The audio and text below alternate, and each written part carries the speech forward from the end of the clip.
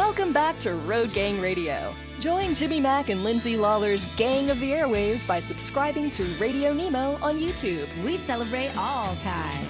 Make it official. After all, if you're listening, you're already in the gang. The Road Gang.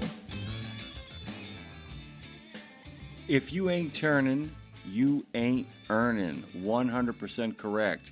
A driver who ain't driving is going nowhere because he's making nothing. Or as I like to say, but that ain't actually the job. That's the payoff. The load is secure, the route is mapped out, the destination determined. An open road is an open soul. That's doing what you do best. That's a soul set free. The job, your job, is actually outside the cab. Securing insurance, passing the physical, by staying physical, grabbing the profitable lanes, finding a mechanic you trust, pricing out the best fuel card, and hiring the right lawyers to protect you from the wrong lawyers. In other words, carefully picking the best partners. Because no matter how good you are, you're only as good as the folks who ride alongside you. And even if you do all of that right, you still got to keep a sharp eye out. Pre-trips to prevent maintenance, maintenance to prevent catastrophic failure, and yes, managing those moments of inevitable catastrophic failure with those carefully picked partners to get you back to turning and earning, back to that open road, back to that open soul. We pick partners great here over at Radio Nemo, and we pick one of the best you possibly could imagine in Kevin Lindsey. Of course, he's the guy that basically runs technical maintenance over at TA Petro. He does it. He's the man with the plan, and he joins us on a regular basis here on Tuesdays on Maintenance Matters. Good morning to you, Mr. Lindsey. My friend. How you doing? I'm good. How you doing today? I don't have any complaints after that wild farrago of a Maintenance Matters last week. I am ready for almost anything. We covered a lot of territory in a very short amount of time. We have been setting up here, and I know we've been setting up here just a little bit. As I was saying, the maintenance, keeping that close eye out, because so much of what we're talking about over the last few weeks has been getting ready for winter. Getting ready for the change in the weather, right? Can you kind of take us through that? I mean, we were at batteries. I mean, I think we kind of put ourselves in a position where we're talking about charging now, right? Exactly. Because that's a huge part too. Anytime the seasons change, though, batteries get a lot of extra heat. No pun intended or anything there, but they actually do seem to show up issues because of change in temperatures. And what a lot of people don't realize about all that is a lot of times it may not necessarily be the batteries. It could be something as simple as connections, have gotten slightly corroded here and there, things like that. But when it turns cold outside, everything contracts.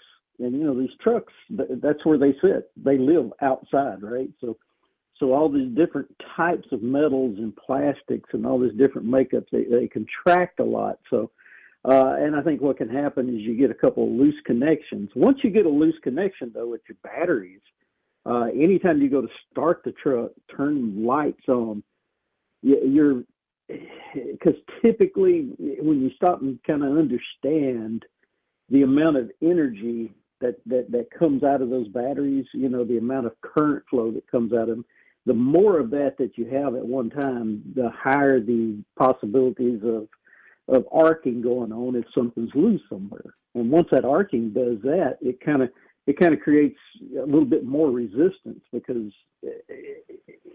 which then causes other issues as we move on. So it's an odd thing. Let me ask you something, because and this probably is just obvious, but I always say if you don't ask the obvious questions, you miss what might not be so obvious. So, so much of when things heat up, of course they swell up. I'm trying to kind of figure out a way to say this.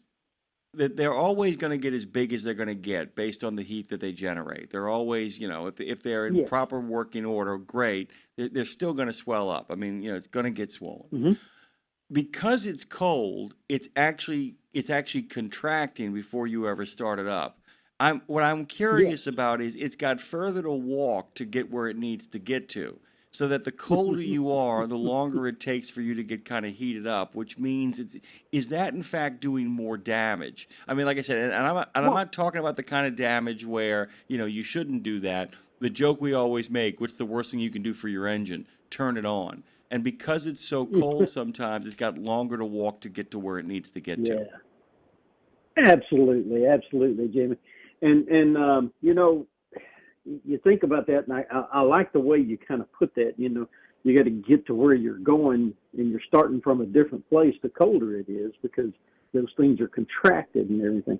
Think about that. Something as simple as let's just say the battery in the truck. It sits there overnight once the temperatures get cold. You've got plastic, right? You got the plastic case that it's in. You got the lead inside. You got the acid inside of that, the liquid or gel, whichever it is, depending on the battery chemistry, all that good stuff. But all of those components are sitting there overnight, so it's gotten cold, so they contract a whole lot. You go to start it. There's a as you go to start it, now all of a sudden you've got this surge of energy, because I can tell you on a big truck, the starter draws more current from those batteries than any other component on that truck. The headlights, blower motors, that when we're starting that truck, especially when it's cold, you stop and think about it. That thing, it's a big diesel engine. It takes a lot of energy to get it turned over and going. So all of a sudden you get this big surge of coming out. Well, and if you really think about that anytime it does that, it's going to generate some heat, because we're flowing, right? Even with electricity, it's going to generate some heat, because electrons, at that atomic level, they're bouncing off of each other. So it creates friction, which generates heat. That kind of makes sense to everybody. So, but if you all of a sudden you've got all that with everything contracted, because you've probably heard drivers and everybody talk about, in the wintertime, all of a sudden they went to start it up and the top blew off the battery. I've actually had that happen to me when I was in the military years ago. We were jump starting a truck, and I walked past it, and the top of that battery came across the back of my head and knocked my cap off of my head. Is how close it was. Not a scratch on me, but oh man, good God Almighty! It was scary. That was scary. Well, I mean, basically, Kevin, you're turning. I mean, and I just figured out a way to kind of say this in a way that I could have said before. But essentially, if it's a 5-mile walk, what the winter does is turn it into an 8-mile walk. Exactly right. Because I like the way you use that. It gets you starting from a different point. These things are contracted and packed together a little tighter as it is, as it's gotten cold. So it's got further to go when it does heat up. And if it heats up too quick, things break. When we change temperature and components it real quick, no matter what the component is, what it's made of, it creates issues, right? Let me that happens too quickly. So. You made mention of this too, and like I said, most of the stuff is actually contracting. So most of it's actually contracting. But are there cases, because you talked about loose stuff as well too, there are cases where you have, I mean, it's plastic and metal and wires and a whole bunch of other stuff too. There are instances where some things aren't contracting as much as others, which means you often have stuff that is actually getting smaller, while at the same time something is staying the same size, which when you do that sometimes, while it might tighten some things, other things that shouldn't be loose are loose until they get warm. And I have a feeling... We're not going to talk about all the problems with after treatment devices. No, go ahead, Jimmy. Okay. But that's exactly it. Is the fact that and all of this, by the way, is building towards my question, of course, which is how do we make sure? So I said we turn a 5-mile walk into an 8-mile walk. How do we take steps overnight or before it gets to overnight, where we get to the point where we can mitigate some of that, where we can make sure that when we wake up, we're never going to make it back to the walk it was in middle of August. But how do we actually make sure that it's closer, that it's back to normal, or at least what can we do to make sure that contraction doesn't happen as much? quite honestly, simple things. Because when you stop and think about it, it seems like it's always the simplest things we can do that save us more money than anything, and we don't even think about a lot of these little things. But think about your truck. Think about what you've been, what you've been feeling, what you've been seeing, what you've been hearing, what you've been smelling. Use those senses that we have, to help understand, what could be going on, because odd smells or swollen batteries, anything like that can indicate an issue that's already there. Now, I know you asked me about what can we do to help prevent some of that. Well, quite honestly, keep your eyes, ears, nose open, and because when we do have a problem in the electrical system, there's a good chance, because if things get loose during the hot weather or anything like that, because you run Arizona, for 3 weeks straight, and things started melting, Yeah. those things happen out there. So. Oh, believe me, Well, believe me, I can tell you, having lived in some areas, I will say we have a little bit more lubrication down here in regards to humidity. But I know of all you have to do to understand what's happening inside of your engine is sometimes sit inside of your cab when the heat really has got to the seat to have a sense of what's happening. Yeah. Yeah, right. It's crazy, but pay attention to those things, because anything odd that's happened lately, whether it's a sound, a smell, something you see, batteries will typically start to swell. And if you stop and think about that, what causes a battery to swell? Well, it's building up too much pressure inside it. What can cause a battery to build pressure? It could be overcharged, but it could be something as simple as every battery has vents on them. It could be something as simple as a vent stopped up because there's a lot of dirt. Keep your battery box clean. Keep the tops of those batteries clean. All this dust and stuff over the top of a battery, because most big truck batteries have a positive and negative post at each end of it. If you keep the tops of those clean, I mean, when you stop and think about all this dust and dirt and everything, what is dust and dirt? Well, it's solid particles. Some of them, a lot of those particles, once they connect together, can become conductive, and it can just drain your batteries just from dust trail across the top, right? So, kind of keep those circuits open. I wanted to make you laugh, by the way. Tom Bray is over on the chat room right now, and he says that it gets so cold in Wisconsin, you have to walk so much further that you have to pack a lunch in order to cover the distance.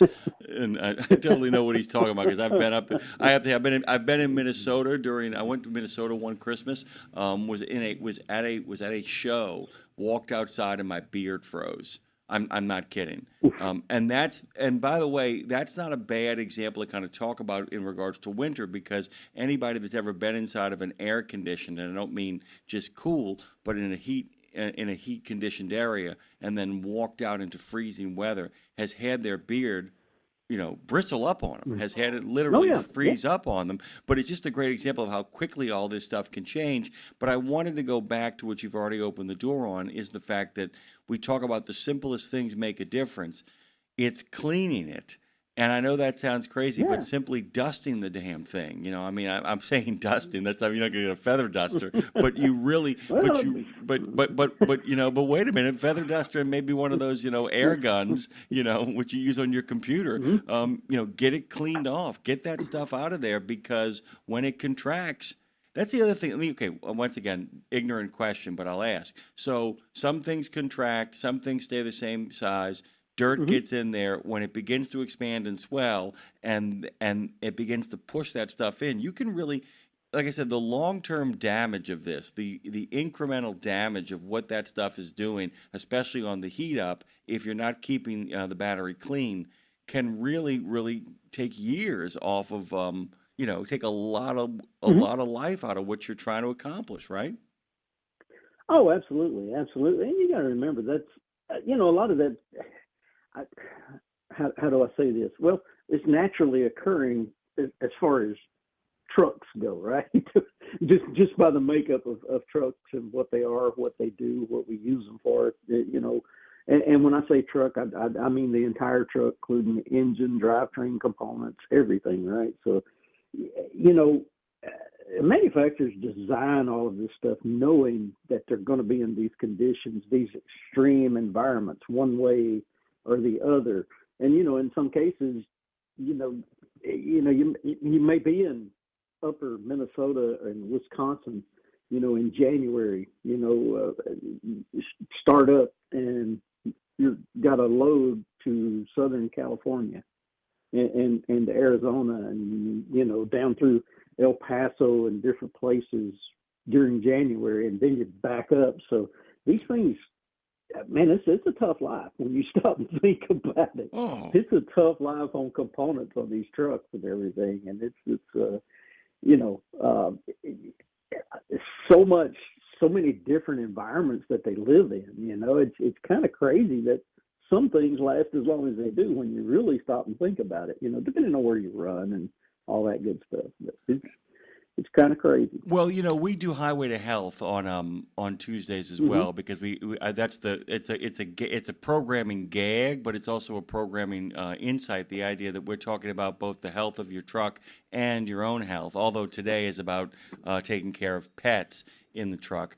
This is interesting too, is the fact that it's also I don't know if you realize this, you probably do. It's a good way to kind of do maintenance on yourself. The kind of every once in a while, when you think about the idea of coming down from a mountain and that extreme temperature change, the idea of going from one area of the world where suddenly you're going from absolute blistering cold to suddenly blistering heat, is remember, if it's doing that to your engine, it's doing it to you too. So you can almost kind of use your own maintenance as a way of kind of maintaining yourself. It's like, or if you do a good job keeping yourself warm, say to yourself, well, how do I keep myself warm? And it's layers and shedding stuff and knowing not to, warm things up too fast, knowing not to overheat. It becomes almost a game between you and the truck having the same sort of maintenance program to maintain both your mental and physical presence while maintaining the truck's physical health and life, right?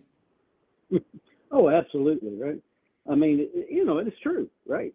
Everything you're saying there is, you think about it, you kind of, whether we admit it or not, we're probably telling ourselves, doing those extreme changes like you were describing, it's cold, you're coming down the mountain and I don't know, maybe going over Red Mountain Pass outside of Ouray, Colorado, headed towards Albuquerque or something. And, you end up these extreme temperature changes and things like that. And all of a sudden, you're telling yourself, hey, I need to take this coat off, right? Self, listen to me, arms move, take the coat off, Well, see, the truck can't do that, right? Right. Right. So it's, it's got to rely on, someone to do that for them, to help them out, and because I tell you, I've seen trucks, that and drivers that run up north a lot during the winter, come down south and then they experience some overheating issues and things like that.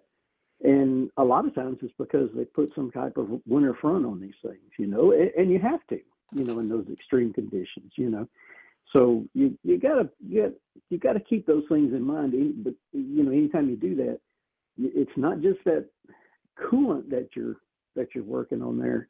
You're also got your condenser, your charged air cooler up there. So you're creating an airflow issue, not just for the radiator, for that coolant in the engine to keep it warm, but it's causing other issues too that you may not even realize or see anymore. Yeah, and it's one of those crazy things too, where it's what is it? I call it the swallow the spider thing, where you're swallowing the spider to catch the fly. I don't know why you swallow the fly. Perhaps you'll die. And it's about it really becomes this kind of balance game. I want to get back to batteries here for a second, Kevin, because I literally took you into left field. But I do want to talk about connections and cables, because we did talk about it's all interconnected. The idea we talked about cleaning and getting the dirt off, but so much of that is about making sure that things are tight but not too tight.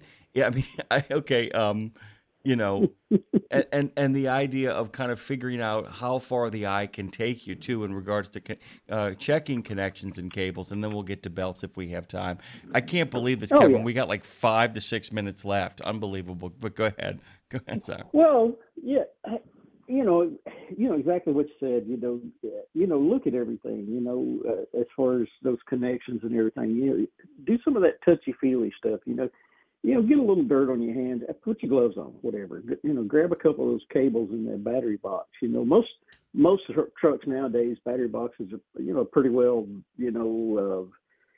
I'm not going to say necessarily. I think they're easier to get to than they were in the older days, but that's just my opinion. I talked to some of these young techs, and they complain constantly. Oh, you got to take this off and do this, and I'm like, well, in the old days, there was a lot of times you actually had nuts and bolts you had to take off just to access the batteries. Yeah, and I'm gonna defend your opinion here. Taking stuff off is very different than taking something out that weighs literally the singularity of a black hole. I mean, that's I mean, Yeah. I think I've got this right. I think I know enough about this to realize I don't mind taking well organized parts out of a thing. The thing that's awful is when you have to lift something out of there that is massively heavy to get to the thing that you want to get to. And we don't have as much of that anymore, right?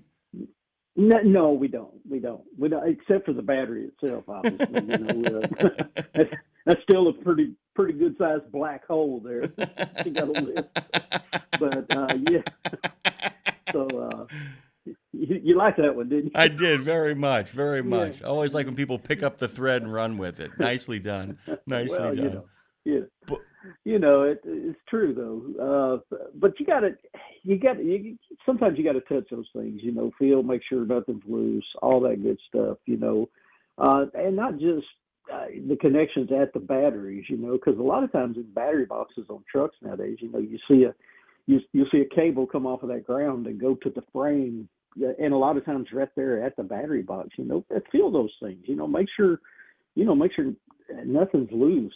All of those things, make a difference, especially with the way electronics work on these trucks nowadays. The simplest thing, I've seen some of the crazy simple issues with nothing more than a ground stud on the frame, the nut being just slightly loose, wreak havoc on some electronics on some of these trucks. In the last few years, it's crazy. It's crazy. The things that we see out there now compared to what we used to. The way things used to work. But yeah, don't forget about that stuff. So that's really, I mean, and I want to point this out to people that things are a lot easier now, but because they're a lot easier now, as you've just kind of pointed out, they don't make them like they used to. Part of that is a very good thing in regards to being able to get stuff done in a hurry, but it also means that stuff, if you don't keep up with it, breaks down in a hurry. But it's about keeping up with it, right? I mean, that's the eyeball test. It is. That's the eyeball test. Okay, Well, go ahead. Well, one thing I want to touch on real quick though is we're talking about all this, but the belts, because to me belts, your alternator belt, nowadays most everything's these singular, serpentine belts that drive all kinds of different things.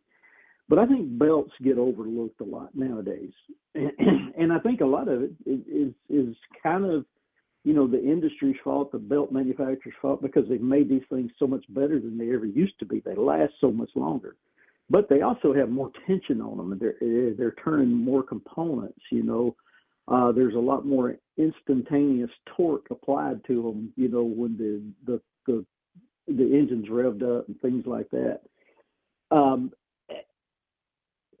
Personally, I think it's a great idea to replace as a preventative maintenance, to replace your belts every so often, depending on how you run. Because, you break a fan belt or an alternator belt going down the road, especially in the months we're coming into with not knowing what the weather could be up ahead and all this. And then all of a sudden you can't run your engine and you may be in the middle of a snowstorm. So, think about those things, Well, hey, what's that crazy belt hadn't been replaced in the last, year or two. Yeah, Kevin. Maybe get a new one. Kevin, I'm going to actually back you up here because this is one of the things that has driven me crazier than anything else. It is the easiest thing in the world to replace or to swap out. It's one of those things that once it breaks, though, what follows is awful. You know, I mean, it's one of those things where it's like it's kind of like not tying your shoe. It's like, yeah, my shoe's not tied. I need to get new shoelaces, and then you trip and you literally break your teeth. You know, I mean, it's that. Well, and I tell you, it's some of the things I think people don't think about with belts nowadays. Though, if it does break, you're going down the road. Your engine's, 1,800 RPMs. There's a lot of pressure up there. Maybe the fan is engaged at this time, because these fan clutches, these things, can suck an easy 25 horsepower out of an engine. So you think about that, 25 horses, that fan turning. So there's a little bit of pressure, power, torque there, right? So if that belt breaks and it happens to hit one of those plastic blades, what's about to happen? There's just going to be instant hard plastic shrapnel all over the place. It could go through the radiator. I've seen pieces of fan blades come apart because of a belt break and then going through the hood and cause body damage, on fiberglass hoods and things. So it's crazy. Some things that you can see, and it's a simple process, right? It kills me. I mean, it's like having had it happen on an automobile. Let me tell you something. You always think to yourself, and literally I remember the guy told me, I caught a belt one time right before I actually went into the Rockies, and the guy looked at me and he said, right now this costs you nothing. He said, had you started going into the Rockies, he said, you'd be screwed in regards to your geography. You'd be screwed in regards to cost. He said, and he literally, and I never forgot that lesson. He said, man, belts are the easiest thing to replace except when they go wrong. And then everything else you have to replace in the aftermath. It is staggering. Kevin, we are out of time. Promise me we'll come back. We'll have a conversation about the alternator. We'll talk about fuel. We got all kinds of great stuff to cover. We left a lot on the table, but my friend, eventually I'll figure out how to do this job because you already have, but I think we'll get there together. Kevin Lindsey, of course, joins us every single Tuesday on Maintenance Matters, courtesy of our friends from TA Petro. It is great to have you. I hope you have the best of weeks, and we'll talk during Halloween week, okay? All right. Sounds like fun.